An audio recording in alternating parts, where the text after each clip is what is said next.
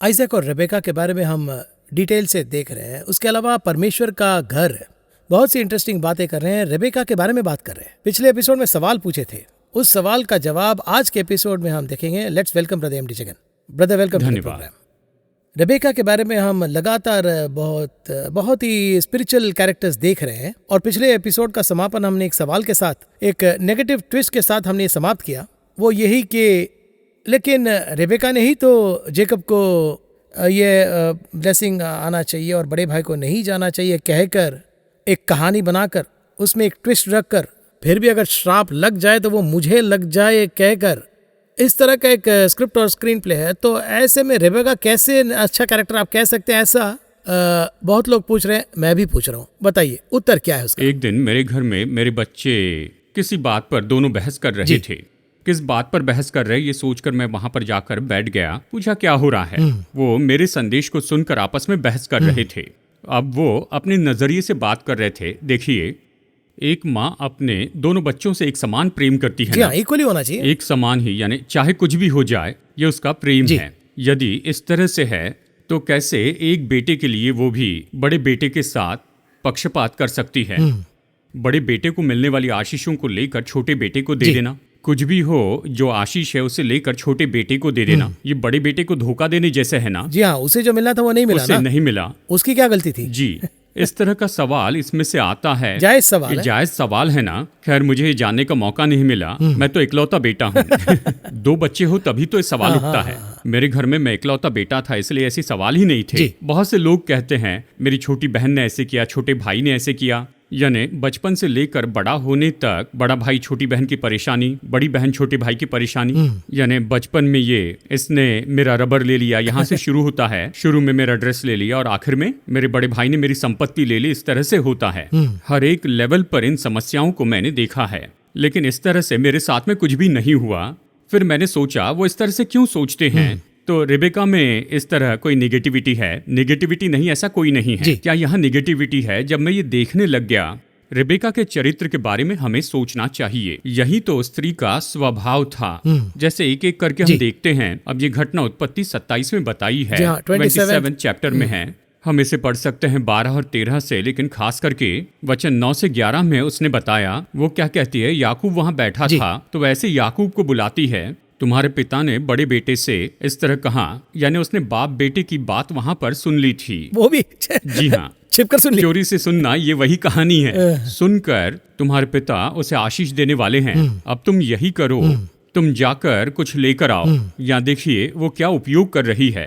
तुम्हारे पिता को जो पसंद है वो पकाऊंगी। बहुत ही क्लियर है, बहुत ही क्लियर है। इसहाक को क्या देना है कि उसे पसंद आ जाए। अब ये वही थी जिसने माँ के दुख को दूर किया और तसल्ली लाई। माँ के दुख को देखे तो ये तो बहुत से हैं पैकेज। जी, ये एक पैकेज है।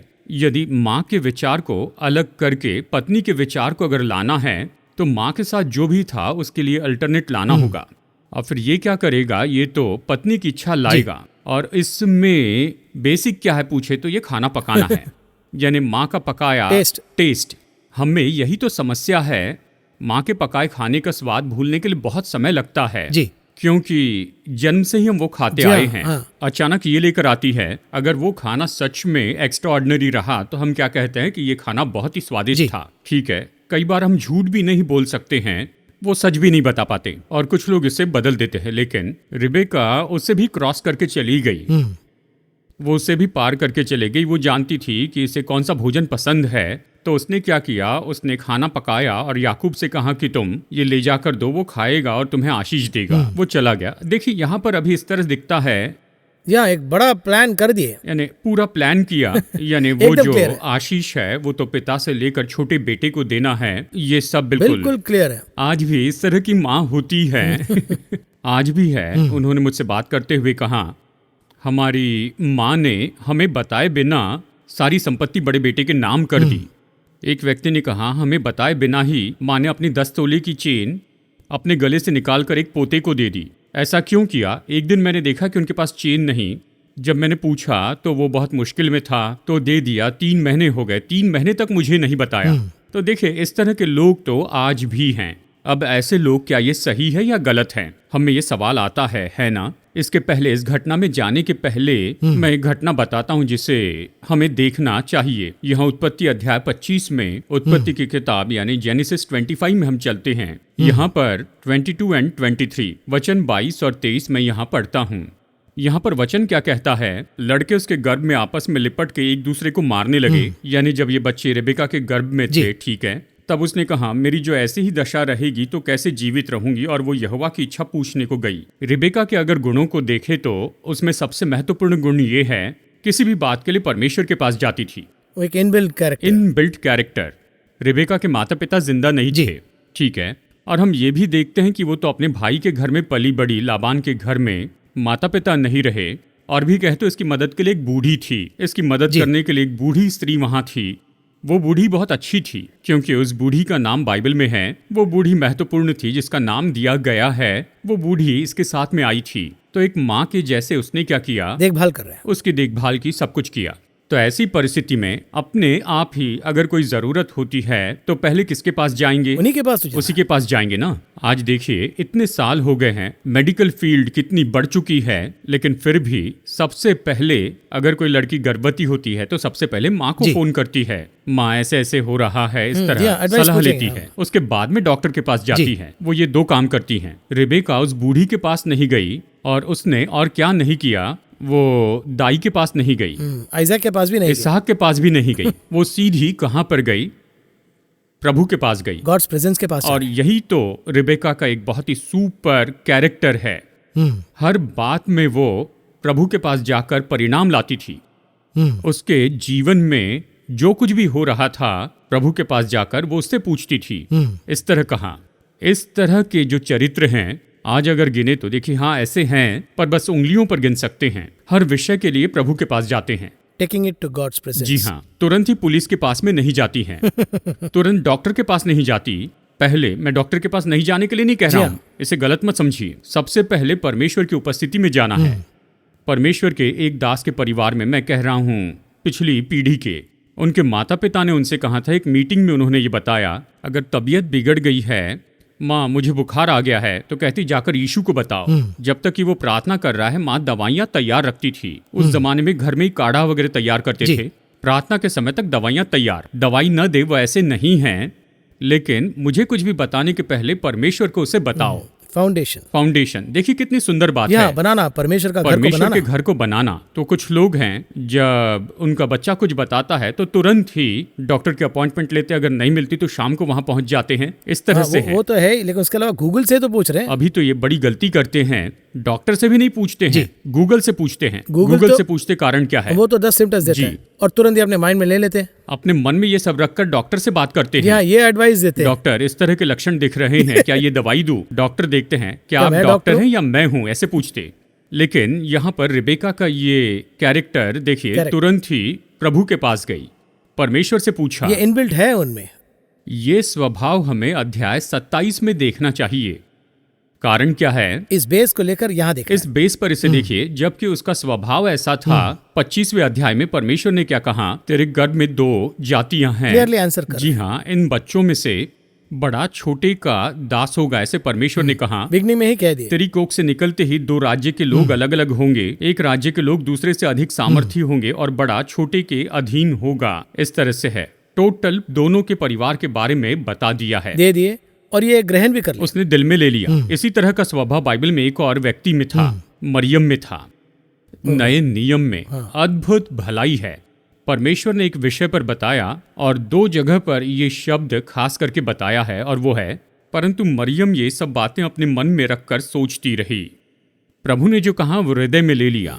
मदर का उस तरह का कैरेक्टर जी, वहां चरवाहों ने आकर परमेश्वर के बारे में बताया, उसने हृदय में ले लिया। क्यों चरवाहों ने आकर ऐसी बात कही, शमौन ने आकर कहा, वो भी अपने मन में ले लिया। हर एक विषय को मरियम ने अपने हृदय में लिया, लाइटली नहीं लिया, हल्के रूप में नहीं। जब परमेश्वर कुछ कहते हैं तो निश्चय उसके पीछे कुछ होता है। जब उसे आत्मिक रूप में ले तो उसे हृदय में रखते हैं। तो हर एक माँ के मन में अपने बेटे के बारे में एक स्पिरिचुअल मूव अगर आ गए तो परमेश्वर का घर कुछ अलग लेवल में बनेगा। ऐसा एग्जैक्ट वर्ड सुपर तरीके से एक लाइन में बता दिया। ये इस प्रोग्राम की लाइन है।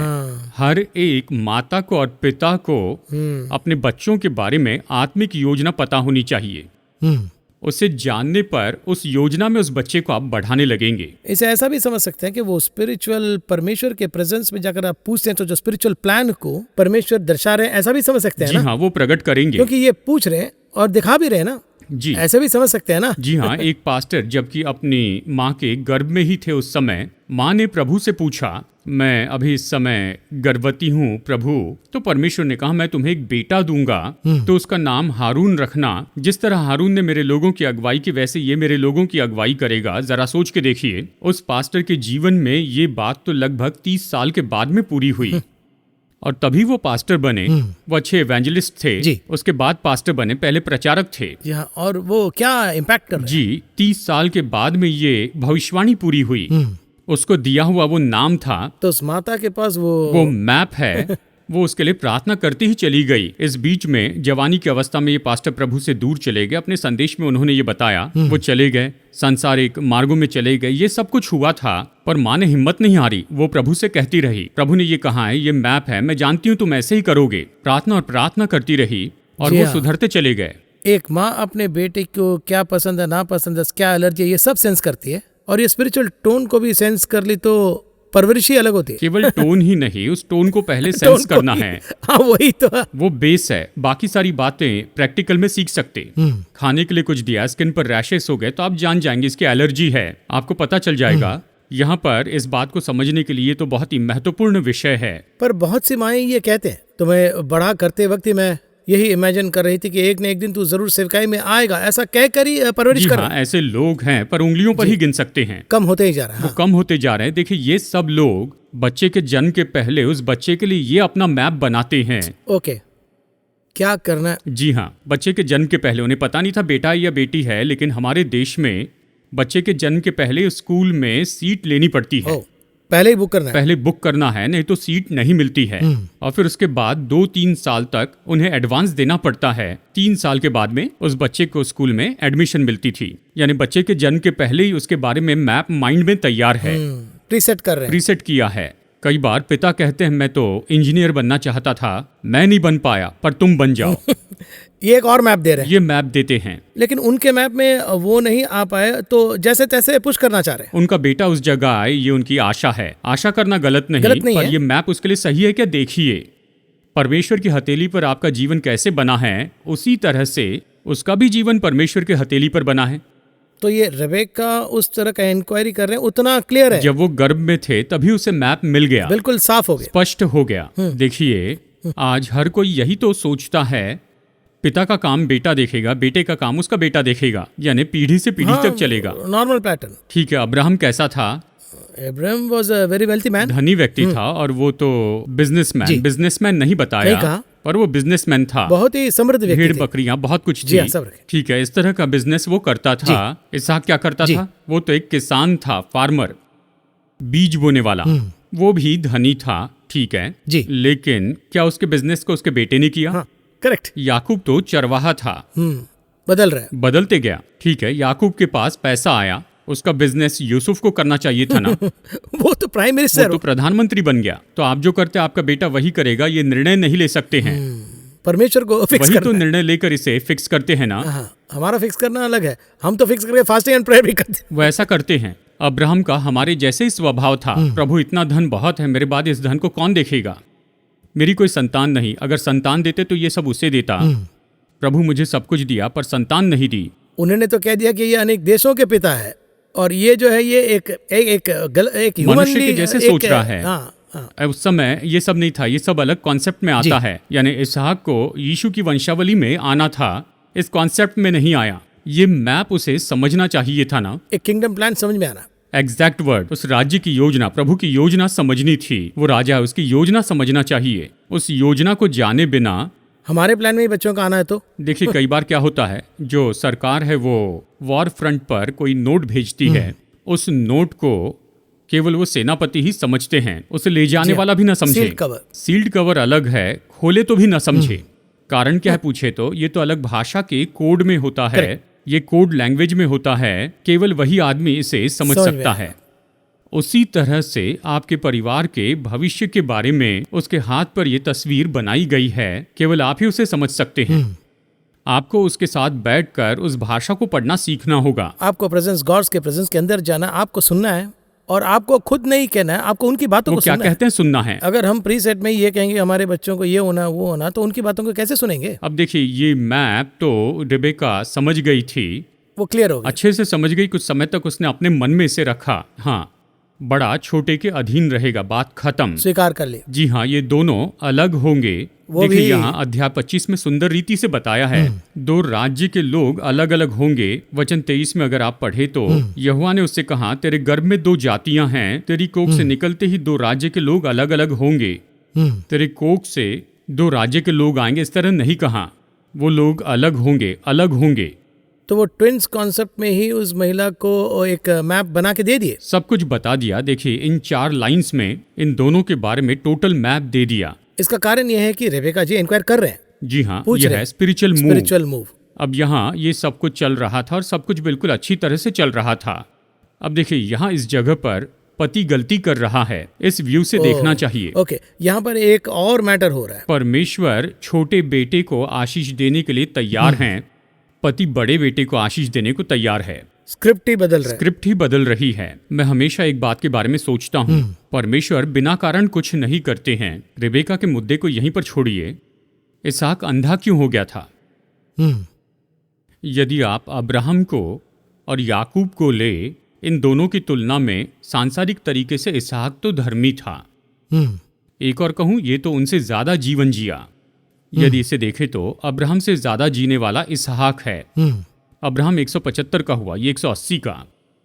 ये इतना धर्मी था। इसकी एक पत्नी और एक दासी थी। इनके सिर्फ एक ही पत्नी है, पर इसकी एक ही पत्नी थी। और वो कल्चर में, उस परंपरा में, उस समय काल में एक ही पत्नी थी। और आगे कहा जाए तो रेबेका के आते समय ही बस मेडिटेटिंग, ऐसा लिखा है। जी हाँ, इस तरह का एक कैरेक्टर है। अगर इसहाक के बारे में बताना पड़े तो अलग से ही बताना पड़ेगा। बहुत बड़ा कैरेक्टर है। बड़ा कैरेक्टर। फिर ये उस देश को छोड़कर चला गया एक सिचुएशन में। कनान छोड़कर मिस्र में गया, कनान छोड़ के सीरिया को गया। इसहाक हर परिस्थिति में वहीं पर रहा। he is obeying God's 100%। लेकिन क्यों वो इस उम्र में अंधा हो गया? याकूब ने भी अपने पूरे बुढ़ापे में अपने 2 पोतों को देखकर आशीष दी, पर ये तो अपने ही 2 बेटों को नहीं देख पाया। उत्तर तो है मेरे पास लेकिन मैं दर्शकों की ओर से सोच रहा हूँ, क्योंकि अच्छा सवाल है, क्योंकि इनके अंधे होने का भी एक कारण है। 100%। और यही तो सबसे महत्वपूर्ण है। जी हाँ, क्योंकि अगर ये क्लियर होते तो 100% छोटे को आशीर्वाद नहीं दिया होता, परमेश्वर की योजना गिर जाती। तो अब गॉड्स प्लान में आते हैं। यदि परमेश्वर इसे अंधा नहीं करते, जैसे कि आपने कहा, वो सीधा एसाव पर हाथ रख देता, वो फिक्स कर ले माइंड को। और यही तो कारण है कि परमेश्वर ने उसे अंधा कर दिया था, क्योंकि बचपन से ही वो बड़े को ऊपर लाना चाहता था। क्योंकि सामान्य रूप में सांसारिक पिता का विचार ऐसे ही होता है, यानी यहूदी परंपरा में उनका विचार, इस्राएली परंपरा कैसी पूछे तो बड़ा बेटा पहलौठे का अधिकार, उसे दुगना भाग मिलता था, सब कुछ हो रहा था। अगर इसे दे देता तो ये चले जाता, ये अलग विषय है। जी, हाँ। वो ये नहीं जानता था, गलत मार्ग के कारण उसे छोड़ दिया, वो उसके बारे में नहीं सोचता था। वो स्पिरिचुअल केयर नहीं है, परवाह भी नहीं थी। दूसरी बात, रोमियो की पत्री में पौलुस कहता है, बच्चों के जन्म के पहले परमेश्वर ने जाना कि ये किस तरह से होगे, यानी इस तरह से परमेश्वर जानते थे, रिबेका जानती थी। ये महत्वपूर्ण है। इसहाक इस बात को नहीं जानता था। तो हम इसे इस तरह समझे क्या, इतना फॉलो करने वाला आइजैक, इतना प्रभु के निकट रहने वाला आइजैक, इतना इंस्ट्रक्शंस को फॉलो करने वाला आइजैक, एक विषय में मिस कर जाए। एक विषय में ही, बच्चे के विषय में मैं कहता हूं, अपने बच्चों के लिए अपनी इच्छा के बजाय परमेश्वर की इच्छा को महत्व दें। देखिए आपके बच्चे, मैं कहता हूं, पढ़ाई के बारे में नहीं कह रहा हूं, पर हद से ज्यादा प्यार के कारण अपने बच्चों को खो दिया। हाँ, बहुत लाड़ दुलार किया बच्चों को। देखिए बच्चों से जितना प्रेम करते हैं, बच्चों को उतनी ताड़ना भी देनी चाहिए। बच्चा गलती करता है तो उसे क्या करना चाहिए? सजा देना, दंडित करें, चाहे सबके सामने से करें या अकेले में, लेकिन उसे दंडित कीजिए। अगर आप कहें कि मैं इनसे प्रेम करता हूं, मैं इन्हें ताड़ना नहीं दूंगा, तो फिर गलती कर रहे हैं। इस तरह से बहुत से माता पिता ने अपने बच्चों को बिगाड़ दिया है। क्योंकि हम इसे सैमसन की जिंदगी में बहुत क्लियरली देखते हैं, लेकिन वो पाल पोस तो अच्छे ही करते हैं, लेकिन वो एक स्टेज में वो डर रहे हैं अपने बेटे से बात करने से, है ना? अगर आप देखें तो ये तो कई जगह पर है। इस तरह से अगर हम यहाँ पर देखें तो इसहाक तो अपने बेटे के प्रेम के कारण परमेश्वर की इच्छा के विरुद्ध में जा रहा था। तो एक छोटा सा ट्विस्ट हो रहा है वहां पर। इस मामले में अब्राहम विजयी हुआ। हम्म, परमेश्वर ने कहा इश्माइल को भेज दे, उसने उसे भेज दिया। वो उसके लिए दुखी भी हुआ दुख था, हुआ था। थोड़ा शोकित हुआ, लेकिन he obeys। प्रभु की आज्ञा मानी, कहाँ चले जाओ। प्रभु ने कह उसके दिया। बाद में इसहाक का बलिदान चढ़ाओ। किस तरह का शब्द था। जब उसने उससे मांगा तो अपना बेटा मुझे दे, इस तरह नहीं कहा। क्लियर है। पता है किस तरह परमेश्वर ने उससे कहा, तेरा पुत्र, इकलौता पुत्र, एक ही बेटा, तेरा प्रेमी बेटा जिससे तू प्रेम करता है, वो मुझे दे। जी हाँ, क्योंकि बेटे का मतलब वो इस्माइल को भी दे सकते हैं, है ना, लेकिन प्रभु बिल्कुल क्लियर है कि यही लड़का चाहिए। देखिए, इस हद तक वचन कहता है कि सुबह के समय वो निकल पड़ा। पैक कर लिए। परमेश्वर का वचन या फिर बेटा, गॉड्स प्रभु का वचन। यहाँ पर इसहाक फिसल गया। वो कैरेक्टर को प्रभु बहुत पसंद करते हैं। देखिए ना, जैसा कि आप कह रहे हैं कि अब्राहम तुम अपने बेटे से प्यार करते हो, वो अलग बात है, परमेश्वर को भी पता है। यही तो ट्विस्ट है कि प्रभु को पता है कि हम किसे चाहते हैं, लेकिन वो एक और एंगल में हमारे पास आ रहे हैं कि क्या इसके बावजूद वो मुझसे प्यार करते हैं। यही सवाल तो वो हर एक से पूछते जाते हैं।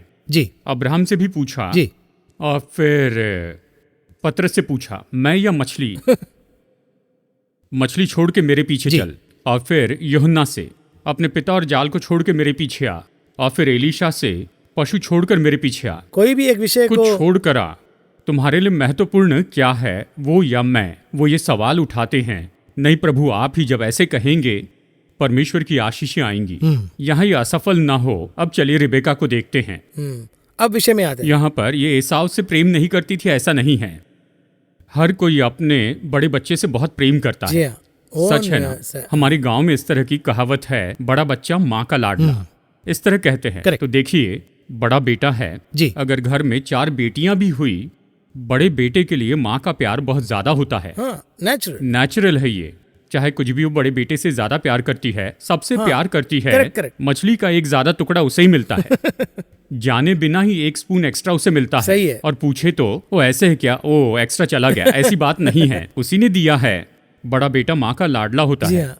तो क्या रिबेका एसाव से नफरत करती थी? नफरत नहीं करती नहीं थी, नहीं नहीं, प्रेम करती थी।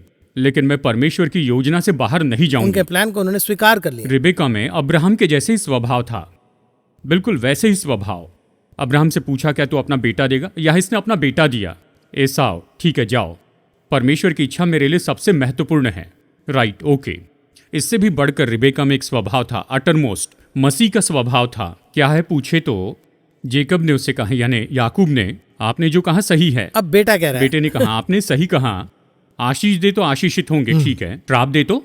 हाँ, बेटा एक पॉइंट रख रहा है। जी हाँ, देखिए और- व्यवहारिक बात है तर्क भरा ना, point है ना। व्यवहारिक बात है ना। श्राप दे तो श्राप मुझ पर आएगा, हाँ, फंसूंगा ना मैं। पकड़ा जाऊंगा। देखिए, उस माँ ने उससे किन शब्दों में कहा, आशीष मिले तो तू ले लेना, श्राप मिले तो मुझे दे देना। क्या बात। देखिए, यही तो मसीह का स्वभाव है। यीशु मसीह के जैसे ये अद्भुत स्वभाव है। कितनी तो भी पुरानी पीढ़ी की माताओं को यही शब्द कहते हुए सुना है। बेटा किसी भी बीमारी में पड़ा हो, माँ हमेशा कहती है परमेश्वर, वो परमेश्वर को जानती है नहीं जानती, किससे प्रार्थना कर रही अलग बात है। सभी माँ तो माँ होती है। वो कहती हैं, परमेश्वर ये बीमारी आप मुझे दे दीजिए, पर मेरे बच्चे को आप ठीक कीजिए। मेरी दादी की प्रार्थना मुझे अभी भी याद है। उनके एक बच्चे को यानी चिकन पॉक्स हुआ था, चिकन पॉक्स ऐसा कुछ हुआ था।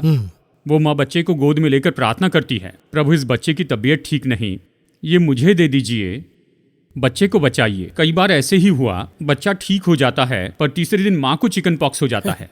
ये नहीं कि उस पर से इस पर आ गया, हाँ, ये तो एक जी, संजोग की बात है, जी। आ गया।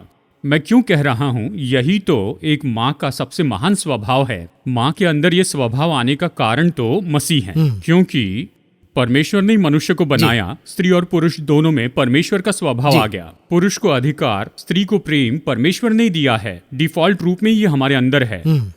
जब उसने कहा कि मैं बनाऊंगा, तो उसने उन्हें अपने ही स्वभाव में बनाया। तो जब परमेश्वर ने उन दोनों को अलग किया, कहते हैं ना जैसे माता संभालती है, माँ के अंदर ये प्रेम कहाँ से आया है, ये तो परमेश्वर से ही आया है। तो मसीह का जो प्रेम था वो तो यहाँ रिबेका में था। जी, जो उस कैरेक्टर, उस लॉस को मैं ले रही हूँ, उस श्राप को मैं ले रही हूँ, ब्लेसिंग को तू ले जी ले, हाँ। ऐसा एक स्वभाव, क्राइस्ट लाइक कैरेक्टर। कितने लोग में ये है, कितने लोगों में आपने ये देखा।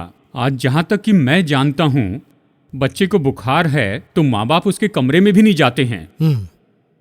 मुझे काम पर जाना है, इसके बाजू में सोऊंगा तो कल बुखार आएगा तो ऑफिस नहीं जा पाऊंगा कहते हैं, तो घर के नौकर को या दादा दादी को देखने के लिए कहते हैं। जाते समय बच्चे को हाथ लगाकर देखते हैं, माँ काम पर चली गई है, पिता काम पर चले गए, ऐसे बोलने वाले भी माता पिता हैं। वो कहते हैं इसके लिए तो ये व्यवहारिक कारण है। क्या कारण देते हैं? मेरी बहुत सी मीटिंग्स है, ये वायरल फीवर है, मुझे हो गया तो मैं कुछ नहीं कर पाऊंगा, तो डॉक्टर के पास जाओ। पैसे भी देते हैं, सब कुछ देते हैं, कार देते हैं, ड्राइवर का प्रबंध कर देते हैं, पर उसके साथ में नहीं बैठते। बहुत से लोगों में ऐसा स्वभाव है। यही तो रेबेका के नेगेटिविटी के पीछे की पॉजिटिविटी है।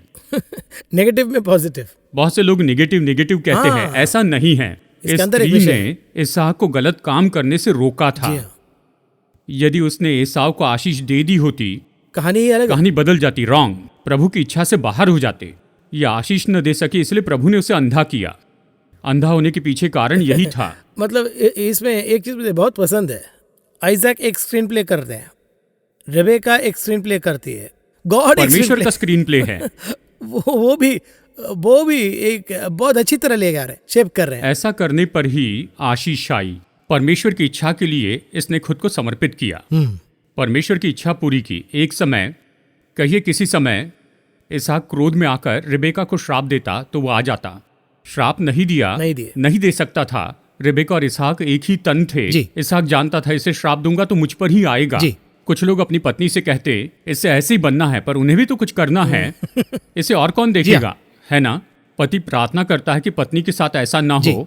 इसी तरह से यही तो रेबेका का स्वभाव था, द बेस्ट, इसलिए कह रहा हूं। वो भी अगर आप बाद में देखेंगे तो आइजैक बाद में अंडरस्टैंड कर रहे हैं, फिर से ब्लेस करके ही उन्हें भेज रहे हैं। तो आइजैक के स्वभावों में पत्नी ने क्यों ऐसा किया पता चला, वो जान गया, क्योंकि उसकी पत्नी ने सब समझाकर बताया और फिर वो उसे आशीष देकर भेज देता है। क्लियर हो रहे। लेकिन इस स्पिरिचुअल डेप्थ में मेरा टेक अवे ये है कि एक एक माँ को, एक एक पिता को एक स्पिरिचुअल मैप, एक इंक्वायरिंग गॉड्स के विल में अगर वे चले जाए तो हमारे बच्चे आते वक्त एक योजना को प्रभु दिखा रहे हैं, ऐसा जब समझ में आ रहा है तो एक बहुत ही बड़ी एक शक्ति। अगर ऐसा करे तो ऐसा करे तो कोई टेंशन नहीं होगा, क्योंकि उसने जान लिया मैप क्या है, और फिर बेकार का कोई सिरदर्द नहीं रहा कि परमेश्वर इसे मिशनरी बनाएंगे। आपने उसे डॉक्टर बना दिया, आपने 40 लाख खर्च किए, वो कहता है मुझे सेवकाई में जाना है। 40 लाख देकर तुम्हें पढ़ाया है, परमेश्वर ने कहा है, आखिर में वो तो जाएगा ही। अब बस तसल्ली के लिए आप कहते हैं ठीक है जाओ, अपनी सेवकाई में मेडिसिन की पढ़ाई का उपयोग करते जाना। इसी तरह से आप उससे कहते हैं ये सब बेकार का सिरदर्द है, टेंशन, डिप्रेशन, इसका क्या होगा, ये सब वहां पर नहीं रहेगा, कुछ भी नहीं रहेगा। परमेश्वर की इच्छा पूरी होगी, यही उसकी योजना, उसमें आगे बढ़े, सही रूप में जाएं, तभी तो शांतिपूर्ण जीवन होगा। एनीवे, बहुत बहुत धन्यवाद ब्रदर जगन। इसमें बहुत ही क्लियरली रेबेका के inquiry, she inquired the God, God's presence में।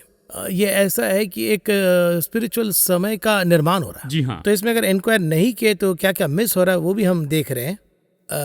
बड़ा लर्निंग। इस कार्यक्रम में इसे एक्सप्लेन करने का बहुत बहुत धन्यवाद। अगले एपिसोड में एक और कैरेक्टर के बारे में देखेंगे। इस कार्यक्रम में आने के लिए बहुत धन्यवाद। नमस्कार।